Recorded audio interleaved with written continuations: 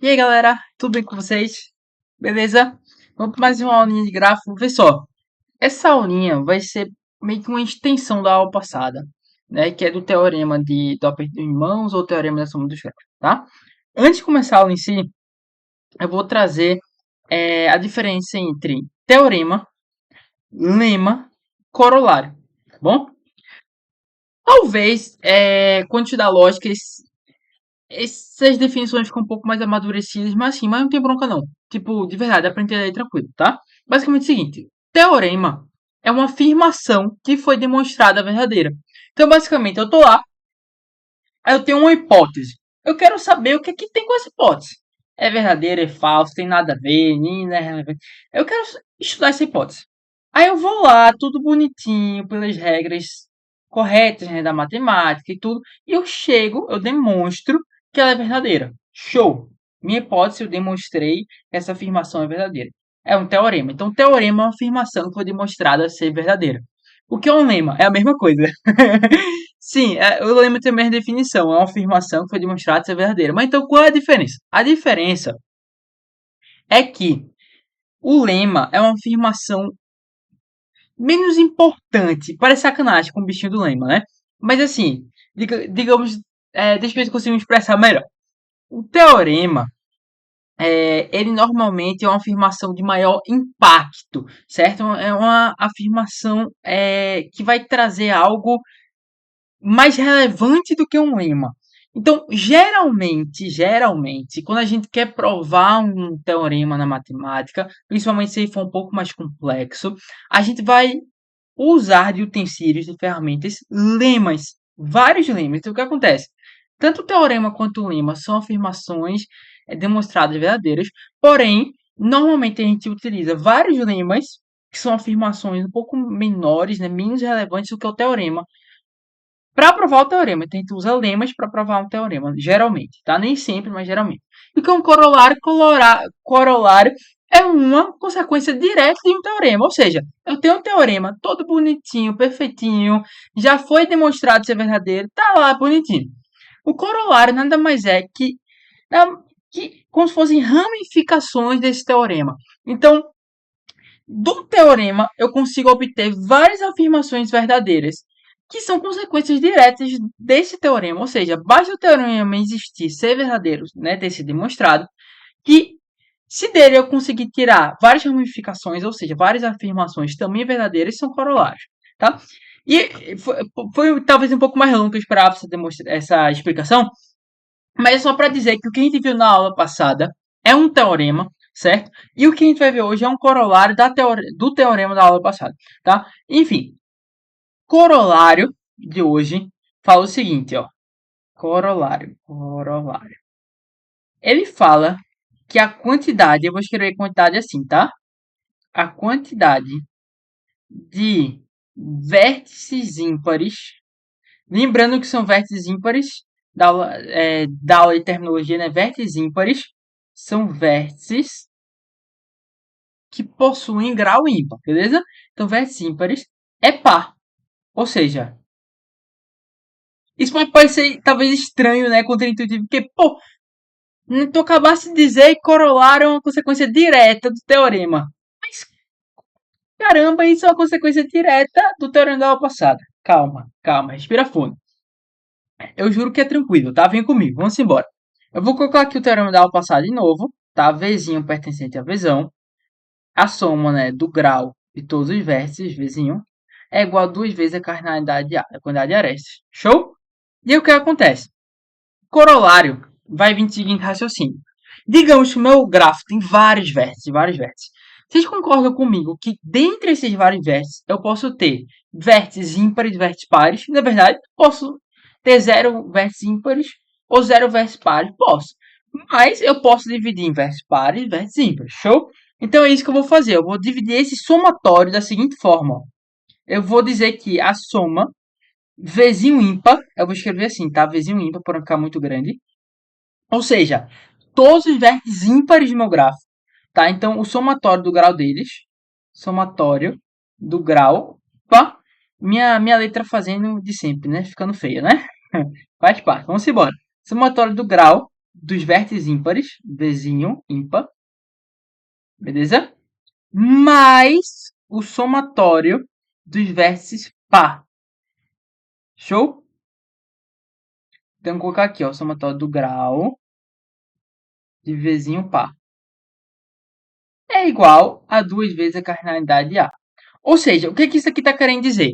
Nada mais é que uma ramificação, ou seja, o teorema original diz: o somatório do grafo, todos os vértices do grafo, é 2 vezes a cardinalidade A. Show? Sendo que esses meus vértices podem ser divididos em vértices ímpares e vértices pares. Então, eu divido esse somatório em somatório de vértices ímpares mais somatório de vértices pares é igual a 2 vezes a quantidade de arestas. Certo? Show? Sendo que aí que vem a beleza da situação, que vai precisar de uma noçãozinha de teoria dos números, principalmente de paridade.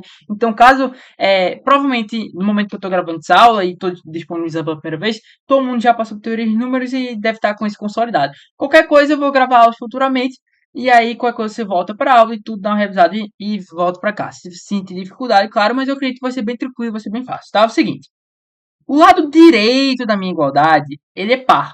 Por que é par? Porque tem um 2 multiplicando. Se tem um 2 multiplicando, é par. Show? Sendo que, se é uma igualdade e o lado direito é par, o lado esquerdo, consequentemente, também é par. Show? Sendo que na paridade, o básico da paridade da teoria dos números é o seguinte, ó. O número par mais o número par é um número par. Show? E o número ímpar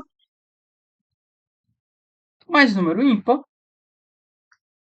é um número par. E o número ímpar mais um par dá ímpar. Então o que é que vai acontecer? Olha só que legal. Se esse cara aqui é par,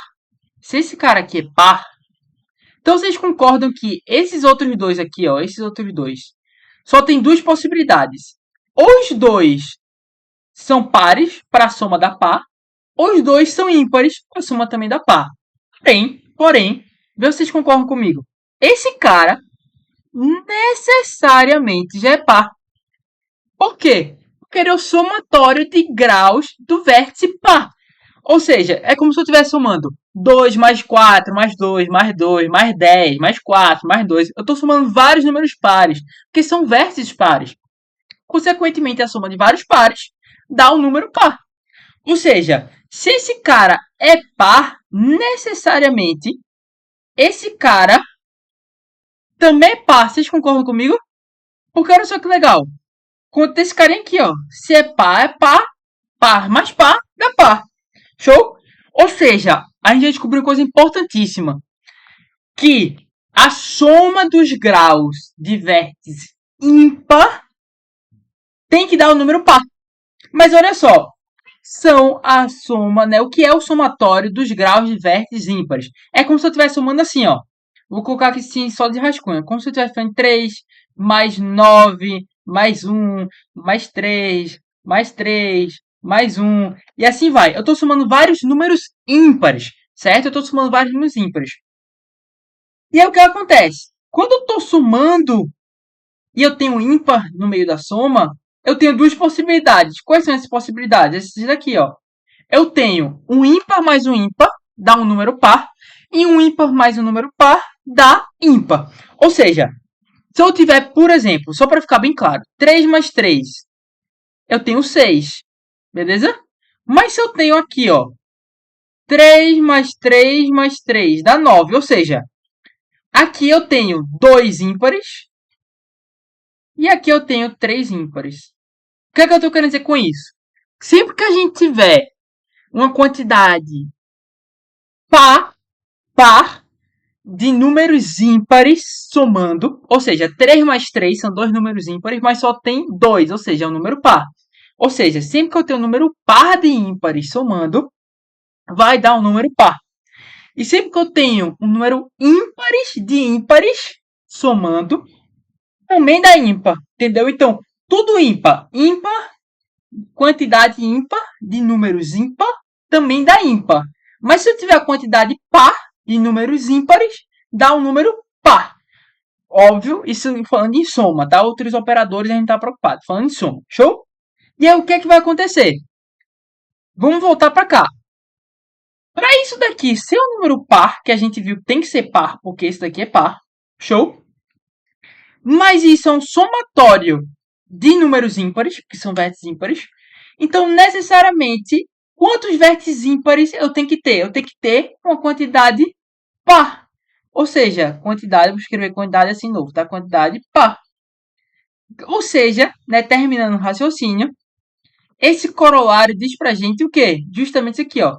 A quantidade de vértices ímpares de um gráfico qualquer tem que ser sempre par. Justamente por conta desse raciocínio de paridade, que isso é essencialmente muito mais do que gráfico, é teoria dos números, tá? Sendo que, como vem de um teorema super importante da parte de grafos, então achei super válido trazer esse corolário para vocês, e é bom ter isso em mente. É, pelo que eu vejo, não cai diretamente, não é uma coisa que cai uma pergunta específica disso, mas é importante, porque querendo ou não, é um aprofundamento do teorema, tá? É uma extensão, né? Um corolário. Então é uma coisa que vale a pena ter em mente. Tá? Eu acredito que essa tenha sido uma das aulas mais longas até agora, então peço desculpas por isso. Minha intenção é sempre fazer aulas mais curtas, mas enfim, é porque, como eu não gravei a aula de teoria dos números, é... então eu quis dar um pouco dessa revisada até agora, tá? Mas, enfim, eu espero de verdade que tenha dado para entender, tá? E é isso, galera. Bons estudos, tudo de bom para vocês. Um abraço bem grande. Lembre, qualquer coisa é só chamar, beleza?